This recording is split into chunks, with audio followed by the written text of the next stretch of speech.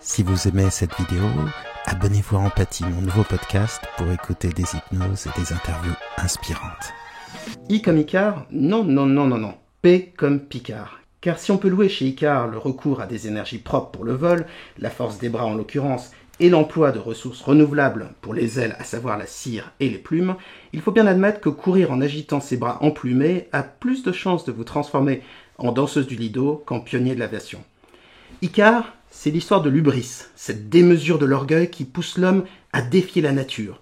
Pour Icare, il s'agit de voler toujours plus près du soleil jusqu'à se brûler littéralement les ailes et découvrir, 2 millénaires avant Newton, la dure loi de la gravité. Non, vraiment, P comme Picard, car son rêve d'avion solaire, il ne l'a pas réalisé par orgueil, mais dans le souci de montrer la faisabilité d'une aviation propre. Il ne défie pas la nature. Il en recueille les fruits en nourrissant son oiseau en fibre de carbone de la seule lumière du soleil. Les esprits moqueurs diront que les arbres y avaient déjà pensé, qu'en faisant le tour de la Terre à bord, il lui a fallu 40 000 km pour faire du surplace. Ils ont tort, car en tentant cette aventure technologique et humaine, il est revenu avec plus qu'un record, plus qu'une idée, plus qu'un rêve même. Il est revenu avec un mythe. Pour Lévi-Strauss, un mythe est une histoire qui donne sens au monde. Icare est un mythe douloureux, une invitation à respecter la nature et en payer le prix sinon. Picard, lui, crée un mythe optimiste. La première page d'un monde où l'homme vit en harmonie avec la nature.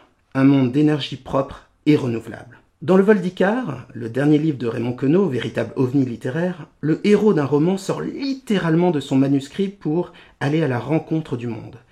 Dans la vie des Picards, c'est le contraire. Ils vont à la rencontre du monde pour rentrer ensuite dans des livres. Livres de science, d'histoire, d'océanographie, et même de BD, on le verra plus tard. Auguste Piccard, le grand-père de Bertrand Piccard, sera le premier homme à atteindre la stratosphère. Le premier homme à observer la courbure de la Terre, le premier à taquiner l'espace. On lui doit la découverte de l'uranium-235.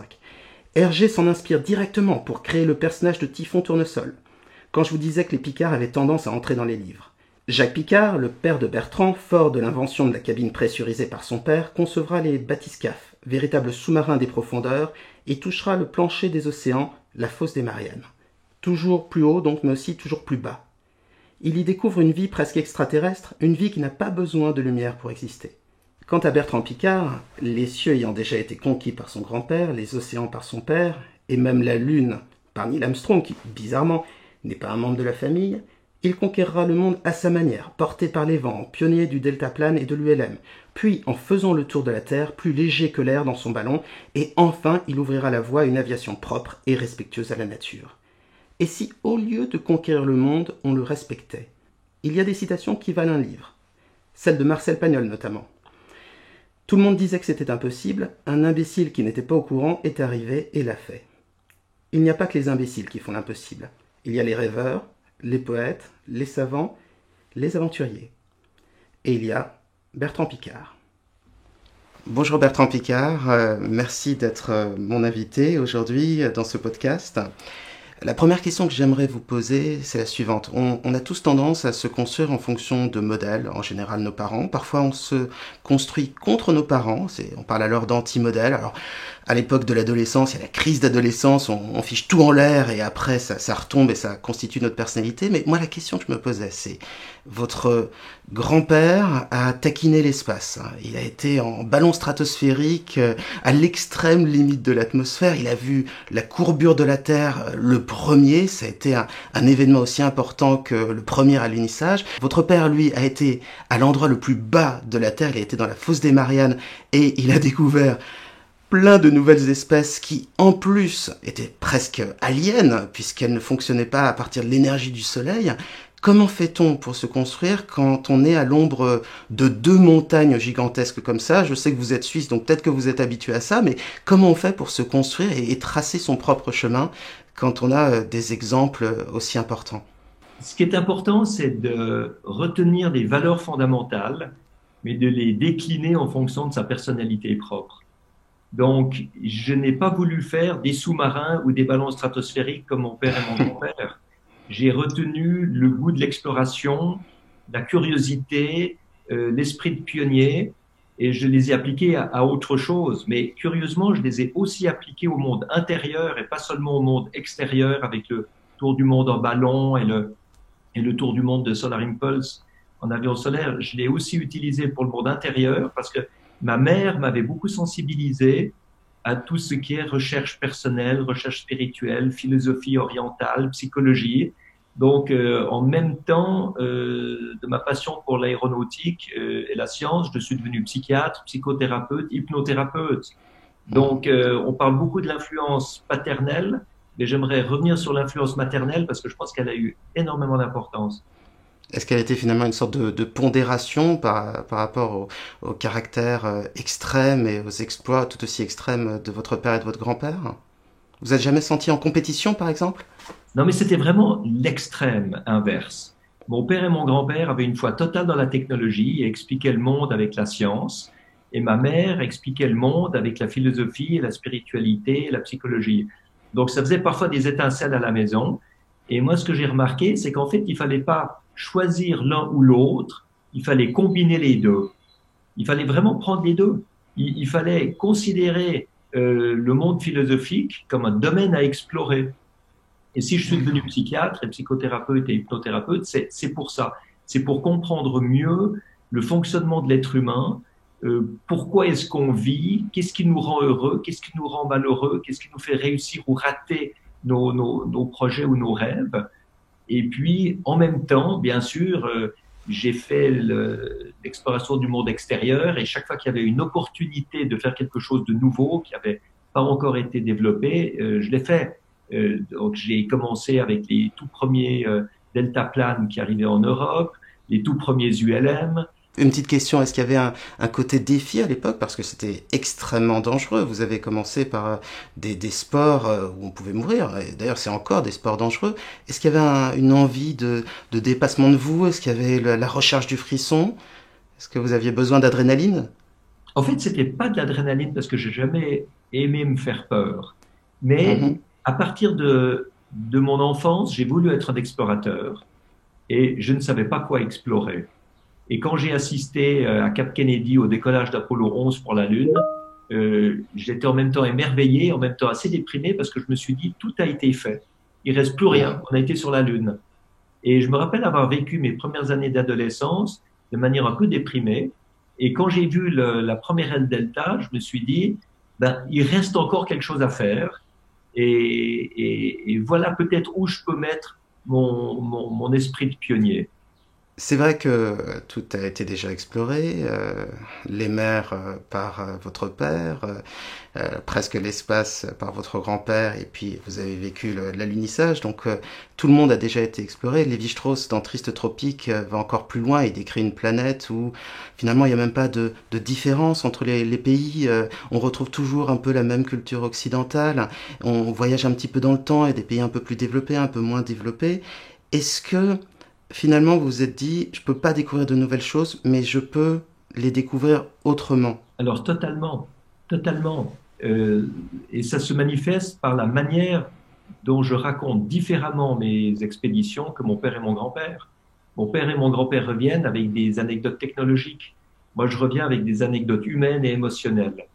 Et tout le côté psychologique de l'aventure, c'est de ça que j'ai envie de parler. C'est-à-dire comment est-ce que l'être humain peut se mettre intentionnellement dans des situations de rupture d'habitude, de rupture de référence, en fait des crises volontaires que j'appelle une aventure, et dans laquelle ce phénomène qui nous emmène de manière irréversible vers l'inconnu nous oblige à nous connecter à nous-mêmes et à trouver en nous de la confiance, de la conscience, de la créativité, de la performance, et de fonctionner mieux que dans nos habitudes et notre routine. Est-ce que vous croyez en quelque chose? Est-ce que vous croyez en l'homme? Est-ce que vous croyez à la science, comme votre père et votre grand-père? Est-ce que vous croyez en Dieu? Est-ce que vous croyez en la réincarnation? Est-ce que derrière cette spiritualité, qui a l'air d'être quelque chose de très concret, non seulement dans vos aventures, mais j'ai l'impression aussi dans votre vie, et peut-être même dans votre pratique quotidienne, est-ce que vous placez quelque chose au-dessus de tout? Croyez-vous en quelque chose? Alors, je crois. Si c'est pas indiscret. Non, mais c'est des questions qui m'intéressent, elles me passionnent, et en plus elles me sortent des questions habituelles que je reçois, donc je suis très heureux. Moi, je crois dans un Dieu qui a créé les hommes, mais je ne crois pas du tout dans le Dieu que les hommes ont créé. Les hommes ont fabriqué un Dieu, ont fabriqué des religions, où ils expliquent Dieu avec des mots humains et où ils mettent des qualificatifs humains sur les émotions de Dieu. Et ça, j'y crois pas du tout. Par contre, je pense qu'il y a une force qu'on peut appeler comme on veut, qui est au-dessus de nous, en fait une transcendance. Moi, je crois beaucoup à une transcendance. Ce qu'on voit dans la vie de tous les jours, c'est des fragments de la réalité. Et parfois, on voit quelques fragments de plus avec ce qu'on appelle les synchronicités. Ces événements qui, tout à coup, arrivant de manière séparée, donnent un sens. Comme si, tout à coup, on avait un petit avant-goût d'une organisation supérieure qui vraiment a une signification. Mais pour ça, il faut y être attentif. C'est vrai que si on vit en étant prisonnier de sa manière habituelle de penser, on passera à côté de tous ces petits signes de la vie. Quand vous avez construit Solar Impulse, moi ce que je trouvais d'assez incroyable, c'est comme si vous aviez créé une idée qui n'existait pas. Il y a des centaines de millions d'euros, je ne sais combien, qui ont été dépensés pour créer cette idée. Mais à l'époque, évidemment, l'idée d'un avion électrique, ça existait, ça avait même déjà été fait. Mais un avion électrique autonome, capable de faire le tour de la Terre, un avion qui finalement prouverait la possibilité d'un monde vraiment écologique et qui se baserait sur la plus propre des énergies, à savoir l'énergie du soleil, comme les arbres. Solar Impulse se déplace avec la même énergie que les arbres. Alors eux se déplacent beaucoup plus lentement, on est bien d'accord. Est-ce que vous l'avez vécu comme ça? Est-ce que vous vous êtes dit, voilà, j'ai un rêve, j'aimerais que le monde aille dans cette direction. Pour l'instant, si je me base sur l'existant, ça semble pas vraiment être la direction dans laquelle on va, plutôt une grande société de consommation, on pille les ressources de la planète. Non, moi je vais créer quelque chose différent de tout ce qui existait auparavant et surtout je vais créer une idée pour que cette idée se développe de plus en plus, se répande dans les esprits, qu'elle montre que c'est possible. Alors tout d'abord, quand on parle des millions qu'il a fallu pour créer Solar Impulse, j'aimerais dire que c'était seulement sur 15 ans, les 3/4 de la somme qui a été versée par le PSG pour un transfert de joueurs de football qui venaient du Barça. Donc ça relativise quand même beaucoup le coût de Solar Impulse. À part ça, Solar Impulse, c'est un projet hérétique. C'est pour moi la définition de l'hérésie. Aujourd'hui, disons au début de Solar Impulse, le dogme officiel, c'est que le soleil ne permettait pas à un avion de voler jour et nuit parce que ça ne produisait pas assez d'énergie pour que l'avion puisse fonctionner. Et l'hérésie, ça a consisté en quoi? Ça a consisté à aller chercher un autre paradigme, c'est-à-dire casser la croyance qui veut toujours produire davantage d'énergie pour avoir un autre aspect, un autre paradigme qui est celui de l'efficience énergétique. On se dit, si le soleil donne pas assez d'énergie pour qu'un avion vole jour et nuit, eh bien, fabriquons l'avion différemment pour qu'il puisse se contenter de l'énergie du soleil disponible. Et à partir de là, eh bien, Solar Impulse est devenu l'avion le plus efficient jamais construit. Performance aérodynamique, portance, taux de chute, consommation d'énergie, tout ça, c'était totalement révolutionnaire. Est-ce que finalement, ça vous réconcilie avec votre père et votre grand-père en cela que la science peut vraiment sauver le monde si on lui donne un bon cap? Est-ce que c'est ça un peu l'idée? Alors, la science peut sauver le monde si on y met des valeurs humaines, si on recherche le bien-être social, si on recherche la qualité de vie en premier. Alors là, oui. Et Solar Impulse, c'est un exemple que les technologies propres aujourd'hui peuvent faire l'impossible. Faire voler un avion jour et nuit, sans carburant, sans bruit, sans pollution. Alors ensuite, c'est vrai qu'il faut continuer la démonstration. Il ne faut pas s'arrêter là sur le plan symbolique parce qu'il n'y avait qu'un pilote à bord, il n'y avait pas de passagers.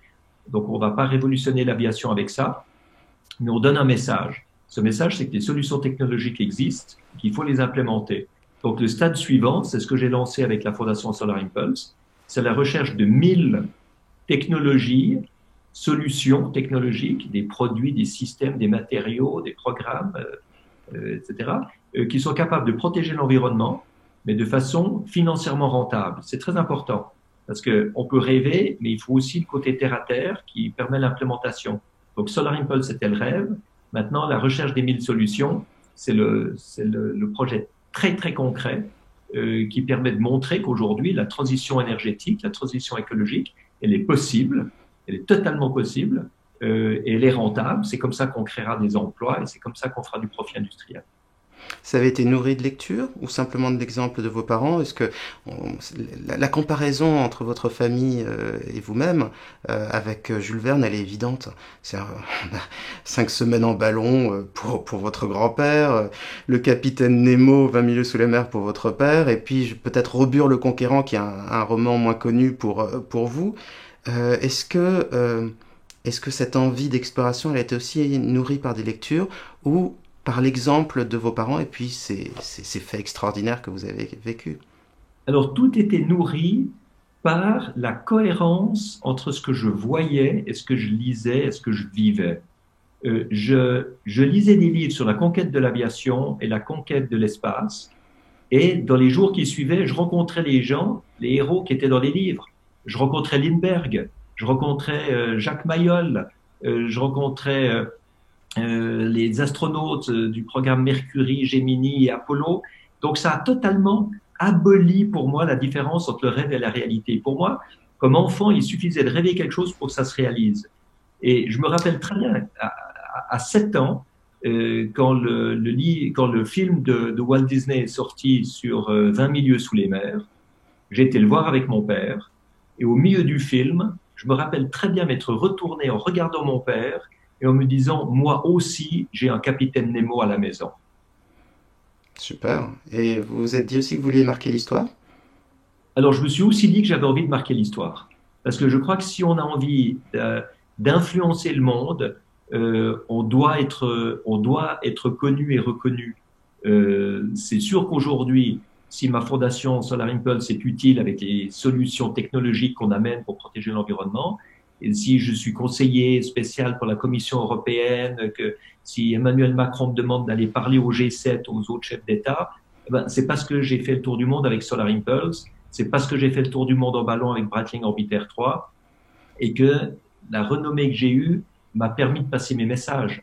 Et ça, c'est quelque chose de très important. J'ai toujours remarqué que les astronautes que j'admirais beaucoup pour avoir été dans l'espace revenaient sans vrai message, sans vrai témoignage. Ils disaient, nous sommes des professionnels, on a fait notre job, on a bien réussi, et on est revenu sur Terre correctement. Mais ils ne parlaient pas de protection d'environnement, ils ne parlaient pas d'implication vraiment pour le bien de l'humanité. Et je m'étais toujours dit à l'époque, si j'ai un micro devant la bouche, ce ne sera pas pour raconter ce que j'ai fait, mais plutôt pour parler de ce que j'aimerais que le monde devienne.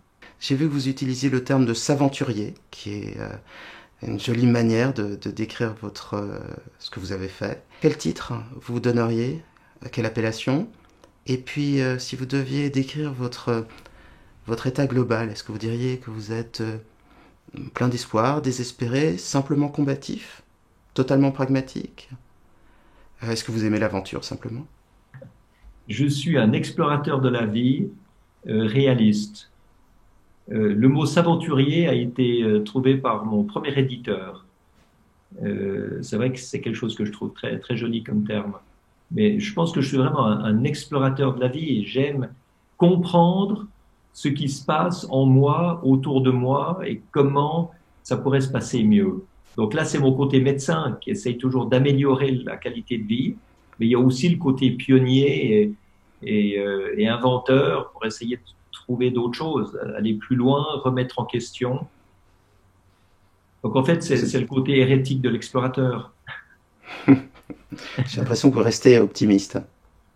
Je suis très optimiste quand je vois toutes les solutions qu'il y a pour que le monde aille mieux et je suis très pessimiste quand je vois qu'on n'utilise pas toutes ces solutions et qu'on continue à tourner en rond dans des vieux schémas démodés, archaïques, polluants et socialement inacceptables. Souvent, l'humanité se réinvente uniquement par nécessité, soit quand une grande catastrophe est passée, la Seconde Guerre mondiale, la crise pétrolière ou autre. Parfois, juste avant la catastrophe, elle est obligée de se réinventer. Est-ce que vous croyez que ça va être la même chose pour l'écologie ou vous pensez que peut-être, pour une fois, l'humanité pourrait aller dans la bonne direction sans avoir le couteau sous la gorge? Quand on regarde ce qui s'est passé dans toutes les anciennes civilisations, on voit que tous ceux qui se croyaient éternels ont tous disparu. Toutes les civilisations se sont écroulées après leur phase d'apogée. C'est pas du tout exclu que la nôtre s'écroule aussi. On va peut-être être englouti par nos déchets, notre pollution, les maladies qu'on crée, les épidémies qu'on crée. Et à partir de là, il y aura peut-être une phase de régression de l'humanité pendant quelques siècles avant que ça reparte dans une autre direction. C'est très possible. Mais comme je suis pas fataliste, je veux surtout pas me dire c'est la voie qu'il faut accepter. Non, pas du tout. Je fais tout ce que je peux pour que ça se passe pas comme ça. Je pense que heureusement dans le monde, il y a beaucoup de gens qui se lèvent, qui parlent, qui protestent, qui commencent à montrer qu'il y a une voie différente de celle de l'anéantissement de notre société, de notre civilisation. Et malheureusement, il y a toujours ceux qui croient que on va continuer comme maintenant pour toujours. Mais il faut bien voir que même en 476 après Jésus-Christ, il y avait des Romains qui ne pensaient pas que l'Empire romain allait s'écrouler, et ça s'est quand même écroulé. Donc on continue à se battre. Donc il faut continuer à faire le mieux possible.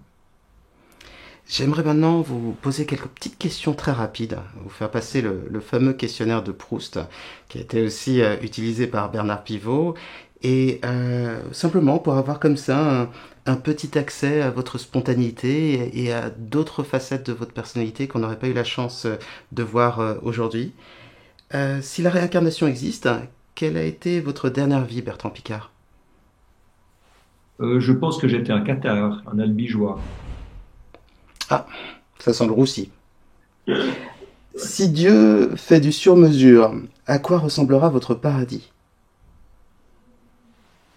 Un monde dans lequel il y a plus de sagesse, plus de bonté, plus de compassion, plus de vision à long terme, c'est-à-dire assez différent de ce qu'on voit aujourd'hui. Ça, c'est un paradis sur Terre. C'est ce que vous appelez de vos voeux, mais un paradis dans le ciel. Un paradis dans le ciel, c'est un paradis où il y aurait... Le paradis dans le ciel, je pense que c'est un paradis dans lequel il n'y a plus de dualité. Le monde manifesté, incarné, est un monde de dualité. Il y a du blanc et du noir, du chaud et du froid, du bon et du mal, le haut et le bas, la gauche et la droite, tout est duel. Je pense que le paradis céleste, s'il y en a un, est un monde d'unicité où il n'y a plus cette dualité. Quel est le dicton ou la citation que vous répétez le plus souvent? Le pire n'est pas de rater, le pire est de ne pas essayer. Quel est le plus grand de vos petits plaisirs coupables? Je suis un collectionneur. Je collectionne des tas de choses. Et chaque fois que je vois un objet, je vois comment je pourrais le collectionner, ce que je pourrais en faire, où je pourrais le mettre, ce qui énerve pas mal de gens chez moi, parce que ça commence à prendre pas mal de place. Quand la vie semble injuste, triste, douloureuse ou même absurde, que faites-vous pour essayer d'être heureux? Je me dis que le but de la vie, c'est justement d'évoluer pour transcender tout ça. C'est trouver des valeurs qui sont au-dessus de la tristesse, du désespoir ou de la mesquinerie. Y a-t-il un film, une série, une musique ou un livre qui vous a changé? Quand j'avais 16 ans et que je commençais à faire de l'aile delta, j'ai lu un grand nombre de fois le livre qui s'appelle Jonathan Livingstone, le goéland, qui est la quête spirituelle d'un goéland à travers sa performance de vol. C'est écrit par un ancien pilote américain. Et c'était très connu à l'époque, ce livre. Maintenant, je ne sais pas si les gens... Quand est-ce que vous êtes magistralement trompé pour la dernière fois? Le moment où j'ai dit dans une conférence que je soutenais l'importation de biocarburants du Brésil. Ah ouf. C'était en 2006. Et à l'époque, j'y croyais. À l'époque, je pensais qu'effectivement, les biocarburants faits avec de la canne à sucre ou du maïs étaient une solution à la lutte contre le gaz carbonique, jusqu'au moment où... Mais il y avait beaucoup de gens, je n'étais pas le seul à penser ça à l'époque. Jusqu'au moment où on a compris et calculé que dans l'entier du cycle de vie, c'était une catastrophe absolue et que c'était pas du tout comme ça qu'il fallait faire. Que finalement, on utilisait beaucoup plus d'énergie pour faire ce carburant que ce qu'on gagnait en l'utilisant. Donc ça, c'était une grande erreur. Vous en avez tiré une leçon? Oui, c'est que, enfin, c'est la leçon habituelle qu'il faut toujours tirer, et qui doit rester notre direction de vie. C'est que quand on a une certitude, il faut surtout pas se fermer aux critiques. Qu'est-ce qui arrive encore à vous mettre en colère? La mesquinerie et la mauvaise foi. Quelqu'un qui vous affirme quelque chose de totalement faux, de complètement à l'envers du bon sens, et qui croit et qui essaye plus de vous convaincre que c'est juste. Quel est parmi vos défauts celui auquel vous tenez le plus? Mon côté un peu dispersé et mal organisé. Le fait d'être un peu dispersé et mal organisé fait que ça me rend beaucoup plus créatif. Pour quelle époque étiez-vous fait? Pour une époque de pionnier, j'aurais adoré vivre au début, avoir 20 ans en 1910 et pouvoir voler sur les tout premiers avions. Tout le monde aime et vous détestez. Quelle est cette œuvre? Alors, les gens qui s'émerveillent dans l'art moderne sur un tableau qui est un carré qui est entièrement rouge ou entièrement bleu et qui disent c'est quand même extraordinaire que quelqu'un ait fait ça, personne n'y avait pensé. Moi, je trouve ça complètement nul et je trouve que n'importe qui peut le faire. Donc, pour répondre directement à votre question, ce serait ça. Merci beaucoup, Bertrand Piccard. C'était passionnant, c'était une vraie joie de vous avoir. Alors, très réciproque.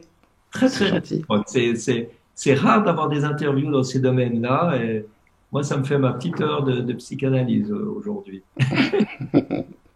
J'ai voyagé à bord de vos rêves.